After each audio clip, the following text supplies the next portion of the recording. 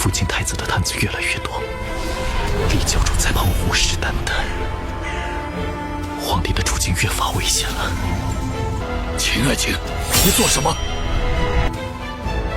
我代父皇叩谢上苍诸神。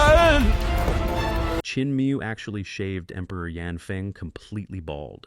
And what price would the crown prince of the Diankang nation have to pay to secure the throne? After Qin Mu treated him, Emperor Yanfeng had recovered enough to walk with difficulty. However, he faithfully followed Qin Mu's instructions and never once stepped outside his room. That night, a soft, enchanting laugh suddenly drifted in from outside the door. Even Emperor Yanfeng, who had long been accustomed to the beauties of the imperial harem, found his heart stirred by the seductive sound. Yet just as suddenly, everything fell silent. As Qin Mu had expected, Lieh Tianxing was stumped by the words Qin Mu had left on the door. Having also cultivated the Zhengzing Lord, Earth Marquis True Art, he believed himself no inferior to Qin Mu. He spent more than half the night repeatedly analyzing the inscription, but still failed to decipher its mystery. For the next 2 nights, Lieh Tianxing returned again and again, trying to unravel the meaning of the words on the door, yet achieved nothing. On the 3rd night, he finally lost his patience and decided to force his way inside. But then another thought crossed his mind. The room behind the door might lead to an entirely different world. Fearing he might walk into a trap, he ultimately did not dare make a move. Just as Emperor Yanfeng, tormented by Lieh Tianxing's bewitching voice, could no longer resist the urge to peek through the crack in the window, Qin Mu happened to return from gathering medicinal herbs. The moment he arrived, Qin Mu pointed out that Lieh Tianxing still hadn't managed to enter the room. He then casually taught him the Yudu phrase, Gate of Chengtian, the very words written on the door. Qin Mu hinted that since Lieh Tianxing had now learned the inscription, he was free to enter. Lieh Tianxing, however, refused to fall for the trick. Qin Mu didn't press the matter. Instead, he stepped forward, erased the writing from the door, then turned to Emperor Yanfeng. News has already spread throughout the capital city that the emperor has passed away. The crown prince is now presiding over the funeral. Emperor Yanfeng was shaken to the core. With a cold laugh, he sighed. As expected of my good son. He then hurriedly asked about the Heavenly Strategy General and the other high-ranking officials. Qin Mu replied that the Heavenly Strategy General and the rest of the important ministers had all been captured, but their lives were not in immediate danger.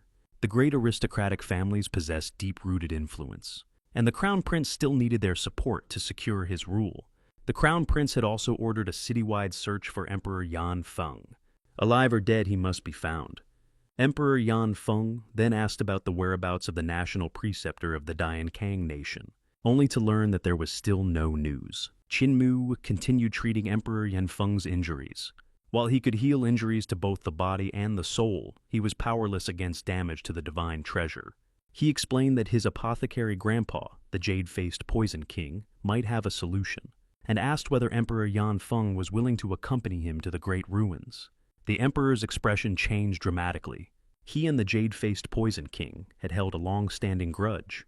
He had even once sent people to hunt the old man down, so he firmly decided to return to the capital city. He absolutely could not allow the crown prince to destroy the 200-year foundation of the reforms.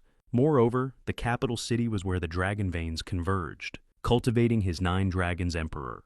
Art there would yield twice the results with half the effort. Perhaps he could even use the dragon chi to reconstruct his damaged divine treasure. After thinking it over, Qin Mu agreed. Ignoring Emperor Yanfeng's protests, he promptly shaved his head completely bald, burned a row of monk scars onto his scalp, then painted a vicious scar stretching across half his face. In the blink of an eye, the emperor had been transformed into a fierce-looking, sickly monk. After bidding farewell to Granny, Qin Mu set off on foot toward the capital city with Emperor Yanfeng.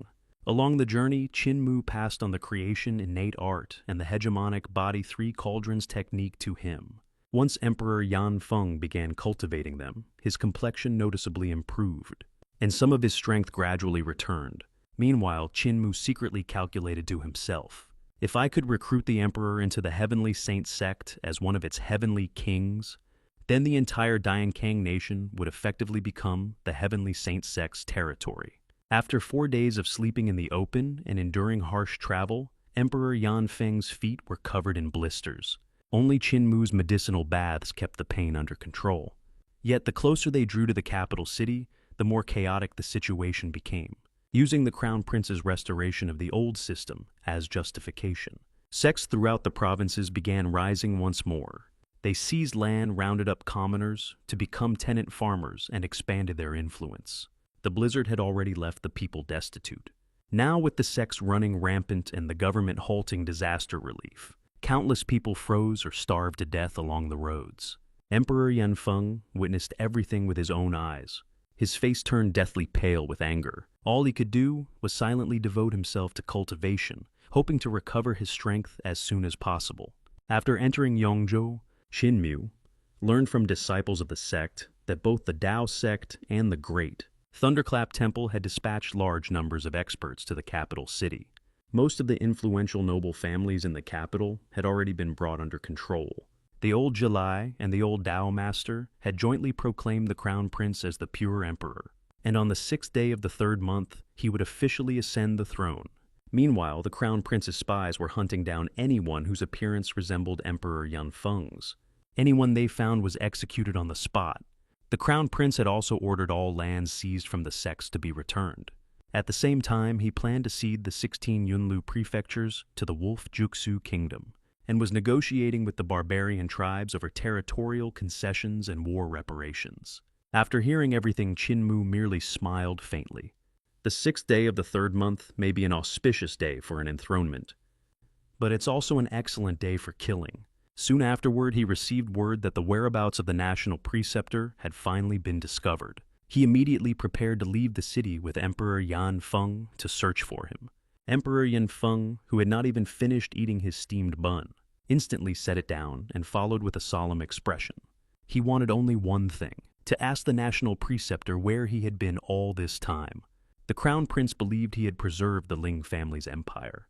Yet he treated the 16 Yunlu prefectures as a gift, wagering the livelihoods of countless innocent people.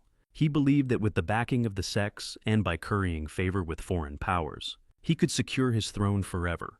What he failed to realize was that the moment he invited the sects into state affairs and opened the nation's borders to cede its territory, he had already ceased to be the one controlling the game and become nothing more than a puppet dancing on strings. The enthronement ceremony on the 6th day of the 3rd month appeared to be the pinnacle of his political schemes. In truth, it was merely the day he signed away his own freedom. From that moment onward, he became nothing more than a prisoner seated upon the dragon throne. That's all for today's story. If you enjoy my way of explaining and storytelling, don't forget to like and subscribe. It really motivates me to keep creating. Thank you all for watching.